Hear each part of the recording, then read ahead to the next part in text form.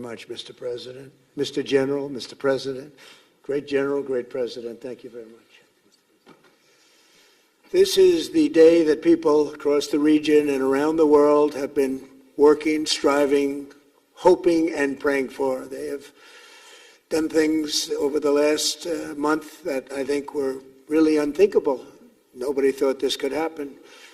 With the historic agreement we've just signed, those prayers of millions have finally been answered.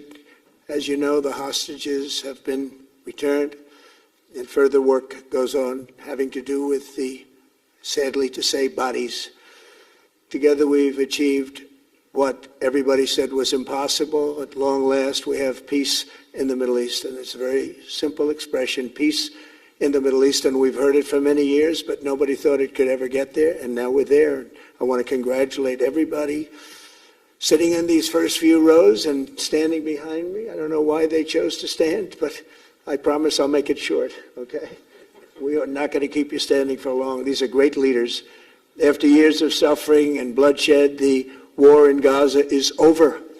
Humanitarian aid is now pouring in, including hundreds of truckloads of food, medical equipment, and other supplies, much of it paid for by people in this room. Civilians are returning to their homes. The hostages are reuniting. I mean, it's beautiful. I'm just watching it backstage. The level of love and sorrow, I've never seen anything like it. It's amazing when you see they haven't seen their mother, their father.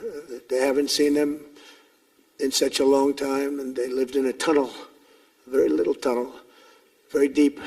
And the level of love is just incredible. It's a beautiful thing to see. It's, in one sense, it's so horrible that it could have taken place, but in another sense, it's so beautiful to see. A new and beautiful day is rising, and now the rebuilding begins. The rebuilding is maybe going to be the easiest part. I think we've done a lot of the hardest part, because the rest comes together. We all know how to rebuild, and we know how to build better than anybody in the world. I want to express my tremendous gratitude to the Arab and Muslim nations who helped make this incredible breakthrough possible. And you really did. To President El-Sheikh of Egypt, who is so generously hosting us today. And I want to thank you for the outstanding job your country is doing in so many different ways, and for helping us so much with this peace agreement.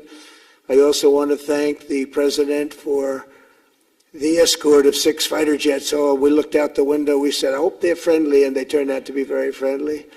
But we had 3 on each side, and they are beauties right out of the great, really American manufacturing hub. We make the greatest military equipment in the world. We have the strongest military in the world by far, and I knew exactly, but you got a pretty good deal, and they are great planes, and we just appreciate it. That was quite an escort in. That was very impressive. But Air Force One was really, it was covered with Egyptian desert just a few months ago. If you think about it, just a few months ago it was Egyptian desert, and now it was just a few feet off our window. And it was a spectacular sight, and I appreciate it very much. Really, that was pretty good. You got our people by surprise. I don't know if they were thrilled right at the beginning, but they were thrilled as we sailed along very, very calmly and safely. And I'm deeply honored to receive from you, Egypt's highest state honor, the Order of the Nile. The Nile is so beautiful, so magnificent. It's such a beautiful title, the Order of the Nile. Thank you very much, Mr. President. Appreciate it. Great honor. I also want to give a very special thanks to the Emir of Qatar, a man who's outstanding. He's been a friend of mine for a long time, long before politics, and he's a fantastically respected man. His Highness Sheikh Tamim is respected by everybody. He's respected by everybody, and in the most positive way, not only because of power, because of his heart. He's got a tremendous heart, and he's a great leader, and his country loves him. Thank you very much for being here. It's an honor.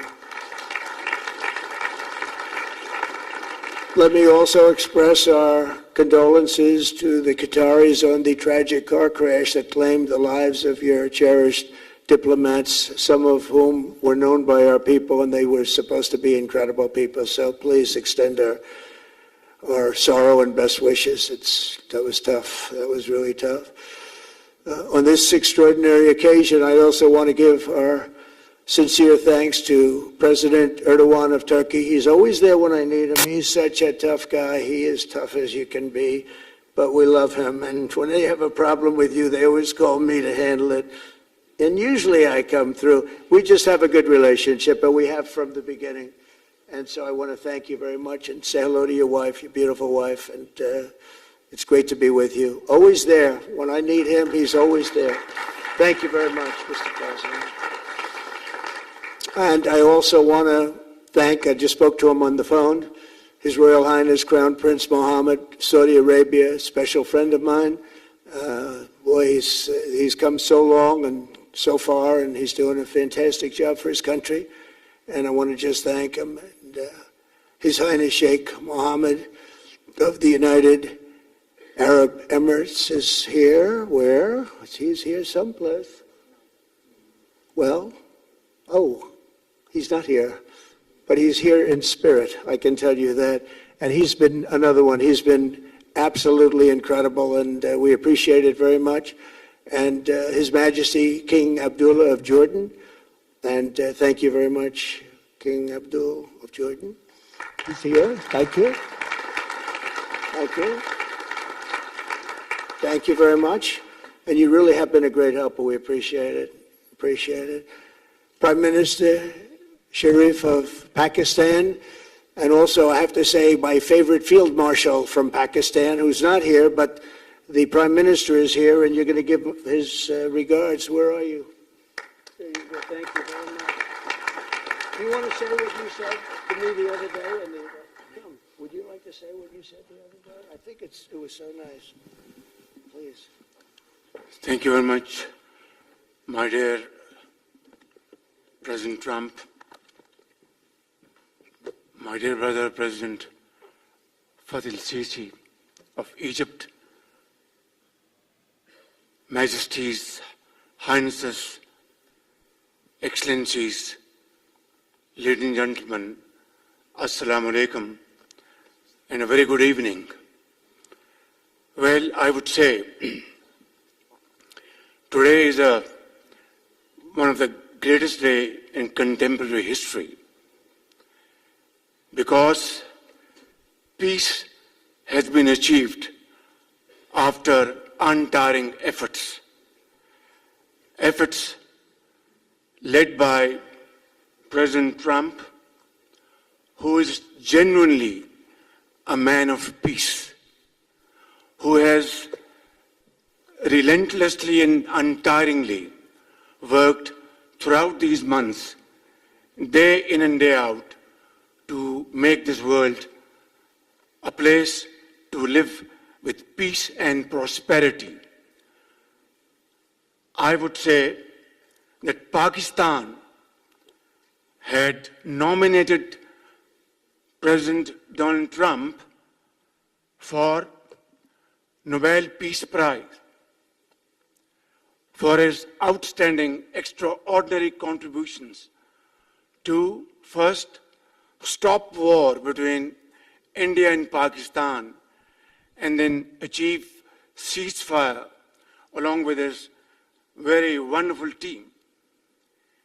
And today, again, I would like to nominate this great president for Nobel Peace Prize, because I genuinely feel that he is the most genuine and most wonderful candidate for Peace Prize, because he has brought not only peace in South Asia, saved millions of people, their lives. And today, here in Sharm el-Sheikh, achieving peace in Gaza is saving millions of lives in the Middle East.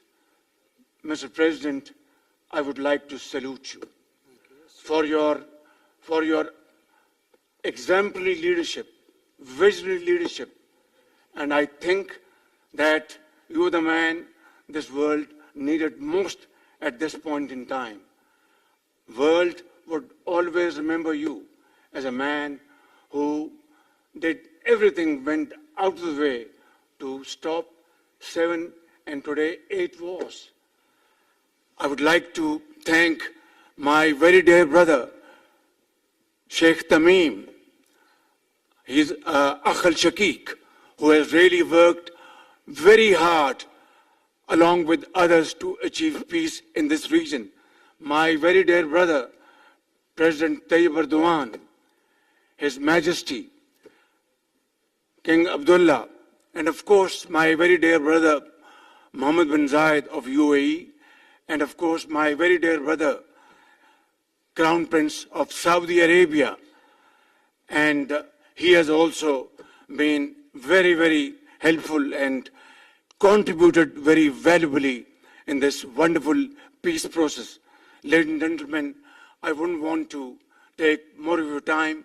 Suffice it to say, had it not been for this gentleman, not only, who knows, India and Pakistan are both nuclear powers. Had he not intervened along with his wonderful team, during those 4 days, the war could have escalated to a level. Who would have lived to tell what happened? And similarly, here in this part of the world, in the Middle East, Mr. President, your valuable contribution along with President Sisi, I think history will remember in golden words. I wouldn't say more, except God bless you, God give you long life to serve like this for all time to come. Thank you very much.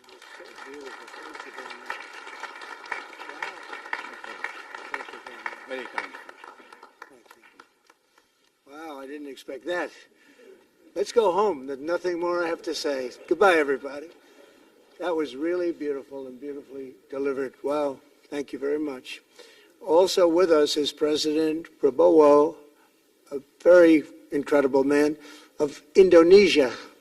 President, come on.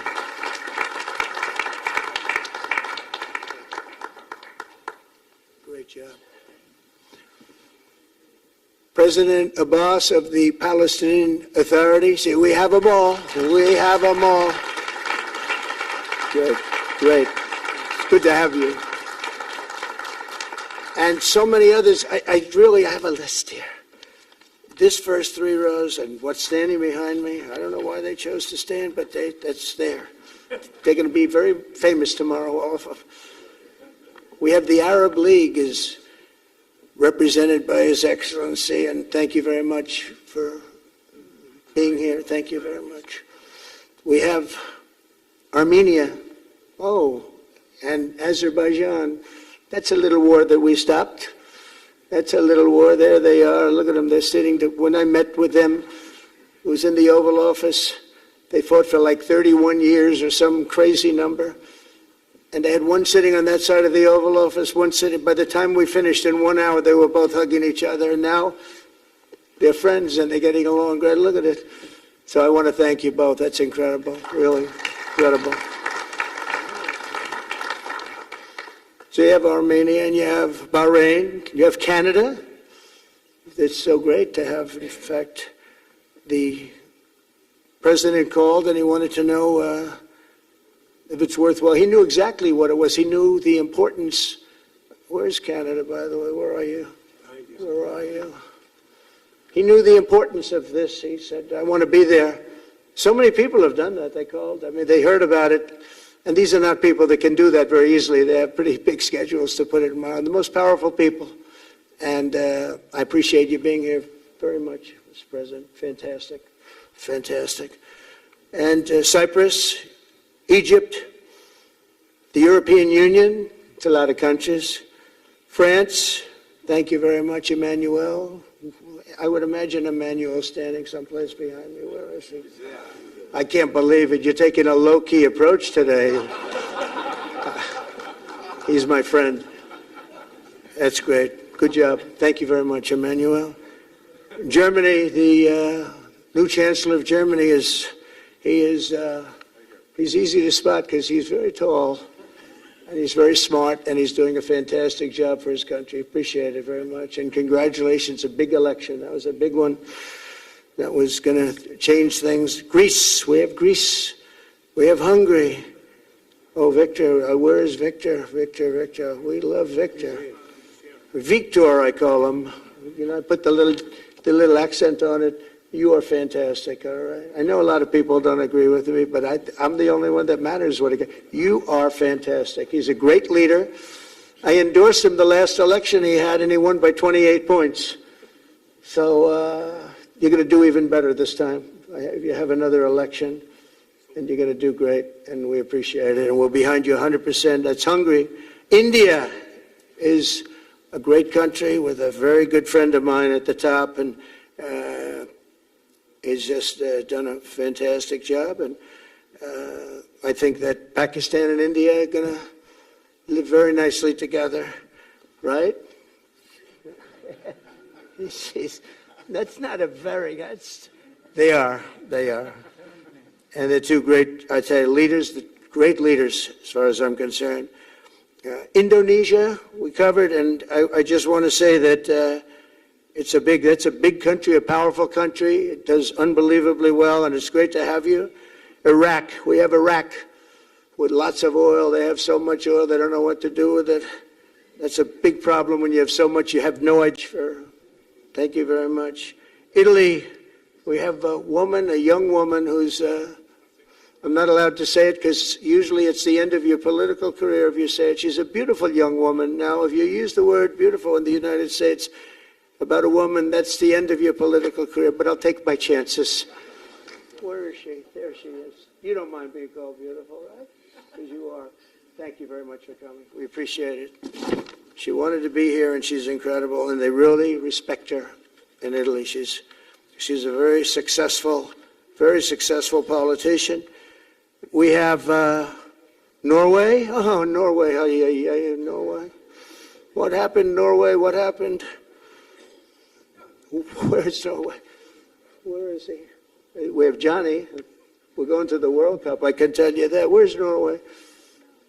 I don't think he wants to stand. Oh, he's back there. There we have Norway. Oman. Again, we have Paraguay. We have really fantastic representative from Saudi Arabia. Thank you very much. I'll tell you what, and this time we'll get you the best seat. He always gets the best seat. He deserves the best seat. But what a great place it is. Spain. Where's Spain? Are you guys working on him with respect to the GDP? We'll get close. But fantastic job you're doing. And UAE, which is great. United Kingdom. Where's United Kingdom? Where's my friend? Come here. Is everything going good? Very good. That's very nice of you here. These people all came in like 20-minute notice. And I think it's fantastic. And we have so many others, and just so many others. And it's such a compliment to what we're doing, because what we've done is something very unique and very special. So it's perhaps the wealthiest and most powerful group of nations ever assembled at one time, which is a big thing. We have achieved together in recent days a change that really is historic, and it's going to be remembered forever. And I want to thank the American team for their amazing work, and I want to I think he'll go down as the greatest Secretary of State in the history of our country. I really believe that, Marco, or I wouldn't say it. Marco Rubio, I wouldn't say it. Maybe I would. You're doing a great job. I'll tell you, he's on course to do it. We've done a lot of work in 9 months. We've done a lot of work. I say that, 1 year ago, a little more, but 1 year ago, America, the United States of America was was a dead country. The king told me, and I use that, he said, sir, 1 year ago it was a dead country. Today you have the hottest country anywhere in the world, and it is. It's the hottest country. So many investors are here. We have over $17 trillion being invested in the United States, which is a record that nobody has ever beaten. I don't think anybody will. And we still have 4 months to go before it's a year. So So in 8 months, we have over 17 trillion. We're actually very close to $18 trillion. There's never been, as an example, the previous administration had less than $1 trillion over 4 years. We have, we're close to breaking $18 trillion in 8 months. That's pretty amazing. No country's ever done that. I want to also thank Special Envoy Steve Witkoff and my son-in-law and a great guy, Jared Kushner. And I even have my daughter here, Ivanka. Ivanka, please stand up. Ivanka's here. Wow. Thank you. Thank you, Ivanka. We have a great team, and we have, as you know, General Raisin Kane. We have John Radcliffe. We have Tom Barrack. We have really a lot of good talent. We have Pete Hegseth, who's now Department of War as opposed to Department of Defense. We made a little change. Somehow I like the name better, so do you, so do a lot of people. But the momentous breakthrough that we're here to celebrate tonight is more than the end of the war in Gaza. It's with God's help, it'll be the new beginning for an entire beautiful Middle East. From this moment forward, we can build a region that's strong and stable and prosperous and united in rejecting the path of terror once and for all. We want to get rid of the terror and get on to other things. There are many other things in life that are so good. The final sprint to this deal began less than 3 weeks ago on the sidelines of the United Nations in New York. I met with many of the people in this room, and it all just started coming together. I've known so many of you for so long. You're friends of mine. You're great people. I have a couple I don't like in particular, but I won't tell you who. I have actually a few of them I don't like at all. But you'll never find out who they are. Well, maybe you will, come to think of it. But I have most of you who I like a lot, and I respect a lot. Maybe that's more important. We listened, and we exchanged ideas, and we kept pushing forward until the job was done, and the first steps to peace are always the hardest. And today we've taken them, and we've put them all together, and we've come up with this beautiful mix like nobody thought was possible. And as you know, I've just come from Israel. It was an amazing day to watch the hostages come in and to watch all of the other things and do all of the other things that we did. And like all of us here this evening, the Israeli people are overjoyed that the war has ended. Many of you have had dancing in the streets. They had dancing in the streets. And they've been dancing for weeks now once they heard about this and they heard that it was even a possibility. They're elated at the arrival of the hostages and excited to begin this new chapter for the entire region, and it's going to be that, and they are going to be great. Abraham Accord. I like to say the Avraham. I love Avraham, but somehow it doesn't sound as good when I say it as it does when some of my other friends say it who are from the region. But we're going to get a lot of people joining the Abraham Accords. We have the 4 great nations that did it early on, and they stayed with it. And then you had the Biden administration, which is the worst administration in the history of our country. And obviously, they did nothing on that and anything else. And so it stayed at 4. And now a lot of people, even today, they're talking about all joining up. So many people have talked to me about that. And it's going to be a great tribute to really the United States. I mean, the United States has worked very hard in the Middle East. So it would be a tribute to us and to Jared and to Steve and to all of the people, Marco, all of the people that have worked so hard on that. And it really is going to it's going to guarantee that it all stays together. You're going to do well because the 4 nations do very well. I mean, they do extremely, as they're wealthy, but they're a lot wealthier because of it. So I hope everybody's now joining up. Now we have no excuses. We don't have a Gaza, and we don't have an Iran as an excuse. That was a good excuse, but we don't have that anymore. All the momentum now is toward a great, glorious, and lasting peace, and our commitment to fulfilling the 20-point plan we developed together will be the crucial foundation for achieving that bright future, and it's being worked on right now as we speak, and we're actually in stage 3 and 4. It's not going to be, just divided down so simply. We can be long advanced on some of the things that we say we're going to do. We can take them out of order in a positive way, and we've shown how it can be done with responsible nations like the people in this room, these incredible people in this room, setting aside their differences, seeking common ground, and pursuing a better world for all of us. In that spirit, it's my dream that we all get together and enjoy our life and We're going to put some of you on the Board of Peace. Everybody wants to be on the Board of Peace. They said, would you be the chairman? I say, I'm pretty busy too.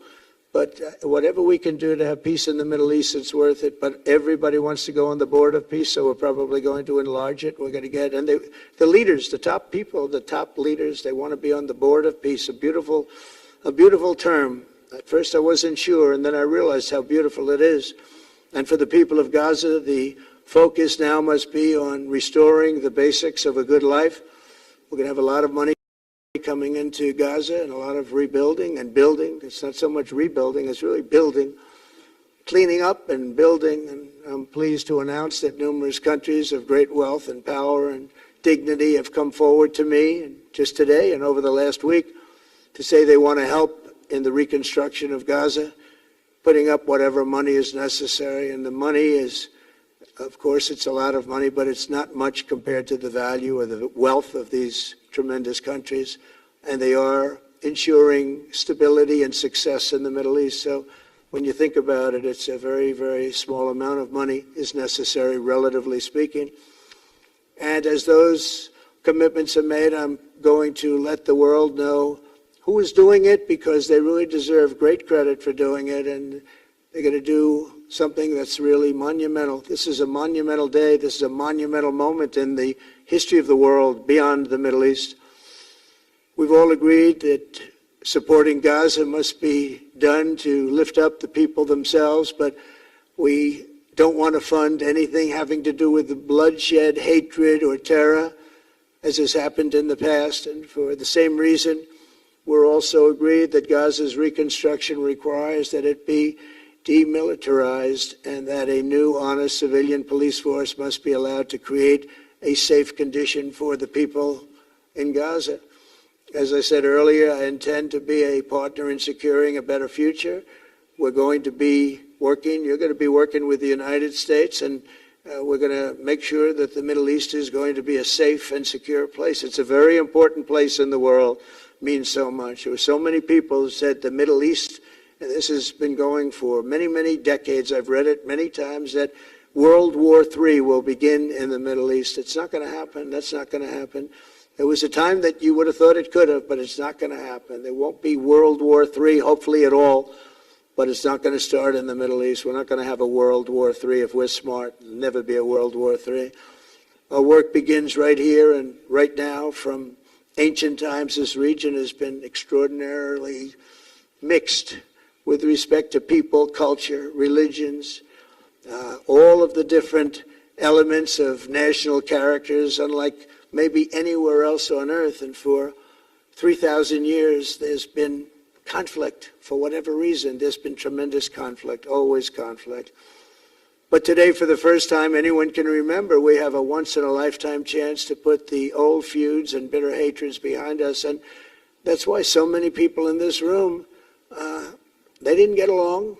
Some did, some didn't, but they're getting along now. This has brought the people together. This is the first time the Middle East crisis has brought people together as opposed to driving them apart. And to declare that our future will not be ruled by the fights of the generations past, which is foolish. So together, let us continue in the spirit of cooperation and goodwill that has finally brought us to this incredible, historic breakthrough. If we do together, we will reach the Middle East's incredible destiny, a safe and prosperous and beautiful crossroads of culture and commerce, faith in humanity and geographic center. This will be the geographic center of the world. So I just want to thank everybody for being here. I want to thank you all for what you've done and for this quick notice. It all came together just at one little period. It just came together. It's, the greatest deals happen that way. If you do anything about deals, that's all I've done all my life is deals. The greatest deals just sort of happen. And that's what happened right here. And maybe this is going to be the greatest deal of them all, not just nation building, not just having to do with this or the political whims. This will be maybe the greatest deal of them all, period. And I want to thank all of you and all of these great nations and this region for what it's gone through and all of the fights it's had, or life over death and hope over strife and harmony over hatred. That's what we want. We want it to be that way because together we're going to forge